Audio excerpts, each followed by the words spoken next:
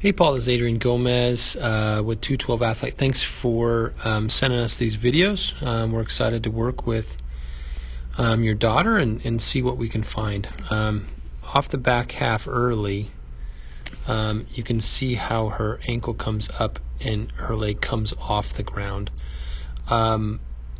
When it comes off the ground, you lose completely all of your power. So we want to teach her, she's doing a good job, her knee's actually inside of her ankle this way, which is good.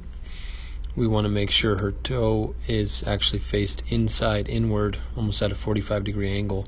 What that's going to do is we're going to put all of that energy through that knee, then that hip, then the chest, in almost like a sequence. And we can't do that when that leg comes completely off. So now her hips can't rotate and it's all arm. So that's primarily where, number one, where the problems come from. We start from the back and we move to the fingers. So that's number one. Out of this,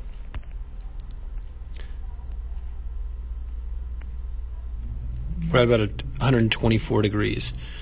In order to throw the ball very, very hard, we need to be, around 100 degrees. So with that, it looks like quite a bit, but it's only, you're literally, here's the top of your hip, and that's where you need to be. So we need to squat about 3 inches down is what we're missing, maybe a little bit more, but really it's fairly simple. The longer you squat back,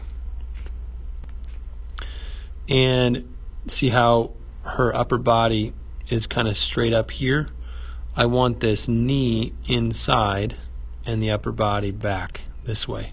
So we're creating a lot of tension, and we're creating a lot of tension right around the abs. And then as you extend, then I'm going to throw with more body. So that's number one. Number two is, so that's a back. Number one is a back leg squat. So we need to squat better. And this is just the drive angle is at 68 degrees. I want to get to above 110. So we need to almost double your ability to drive your back leg or your front leg forward. So look at this. This is basically where we needed to be. If you were like this, that's 100 degrees. So, we're going to have to get you to extend and drive your lower half. But in order to drive your front leg, you're going to have to get your knee inside, and your legs got to stay on the ground. Your upper body is going to rotate back. And we have drills for this, so I don't want you to stress out about this stuff. We got you, so we have it regimented, $16 a month. We can fix all of the weaknesses that I'm talking about right now just by doing the drills and doing them right. So elbow looks pretty good right there. So 68 to 110. We really got to get a little bit wider. So as you get into this front leg, this is where you plant your leg. And this is a common issue with softball players. So the knee's inside, and it's got to travel about 16 degrees to be able to get over that front foot, to be able to rotate your hips. So watch, you can see you plant, and watch your knee actually rotates over your ankle first, then your hips can rotate, then your chest can rotate, your elbow, wrist. So your upper body and your lower body are waiting for your knee to be over your ankle. So you've got to be able to externally rotate better. That might be a glute problem. So your butt or your glute needs to be activated, needs to get stronger. So squatting, that external rotation of your leg, and this is externally rotating, this is internally rotating. So you need to externally rotate that knee over that ankle to start. That way your hips can drive through. So if you can do that, we're going to speed up your lower half, and that's going to speed up your upper half. So those are common errors from your lower half. So let's look at your posture. Your posture is at an A posture, okay, straight up and down.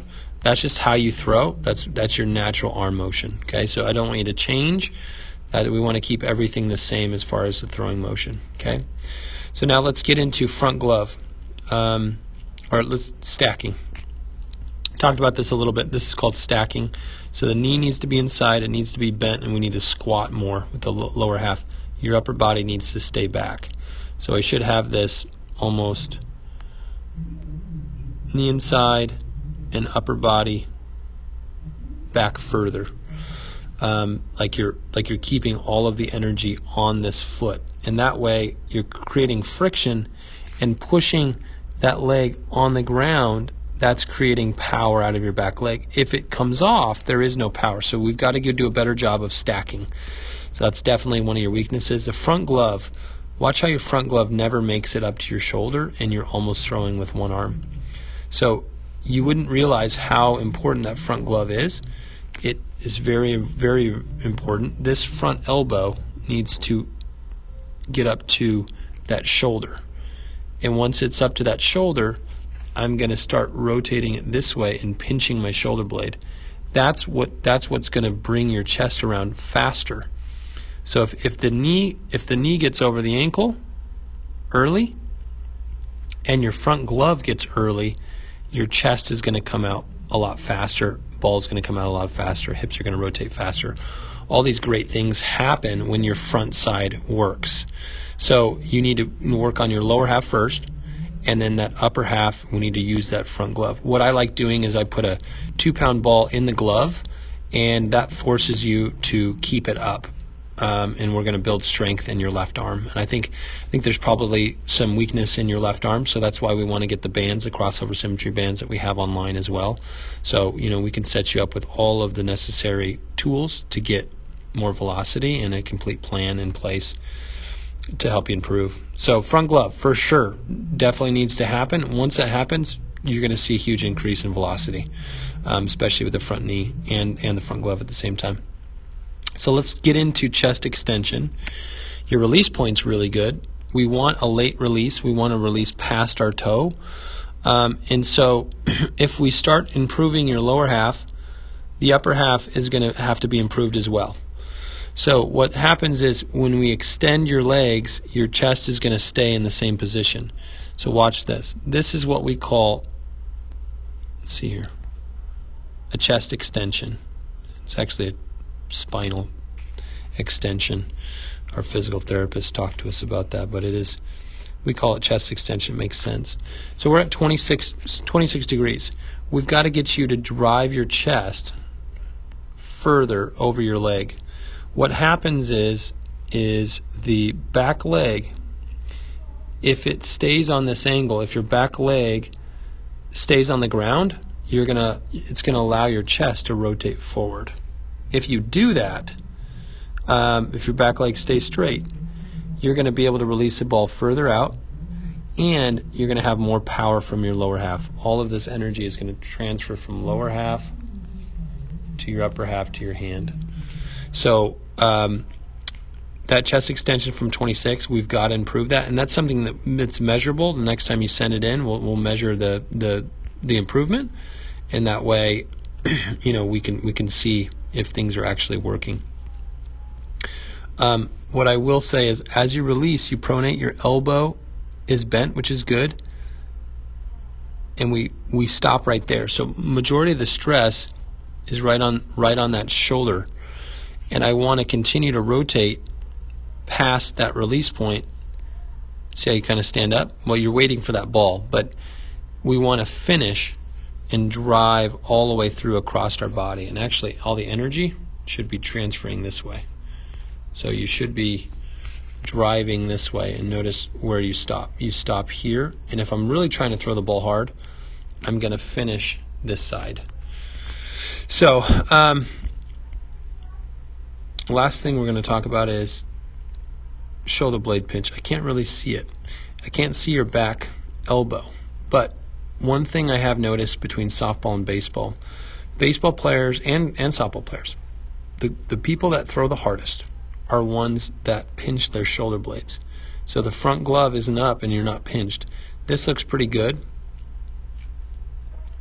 but the better your shoulder blades pinch, the better you're going to transfer energy out into your arm.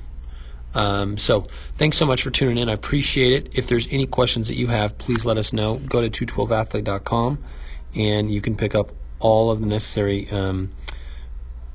drills for $16 a month. It's 40 plus drills, and everything is separated by weakness, so you can watch them and have access to all of the drills necessary to improve, and then our Velocity Care balls and our bands as well on there. So thanks so much.